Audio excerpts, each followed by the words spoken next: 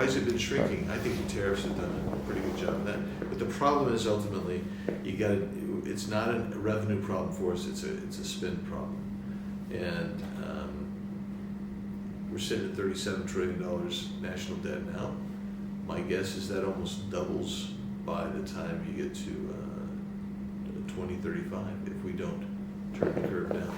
You think it'd get up to 74 million? Yeah, 72 is what I calculate. 72 million in the next 10 years. 10 years? Yeah. Because of the current growth rate, so, well, I won't get into the weeds too much, but just if you take the current structural deficit that we have, which is about 2.25 trillion, and if you take a look at the big beautiful bill and you say, well, what does that do?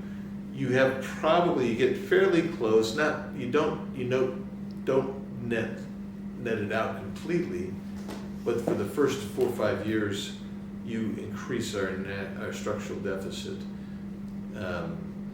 by 1.2 to 1.4 trillion dollars, depending on who's calculating, and then you try to wipe it out a little bit in the last 3 or 4 years, and so that way you can say it's a wash. We're not increasing the deficit, but that means that you're still sitting at roughly 60, right? And if you're sitting at 60, then guess what? Any war, national catastrophe that you have to deal with, a hurricane, wildfires, flooding, all of that becomes unexpected, and that comes in.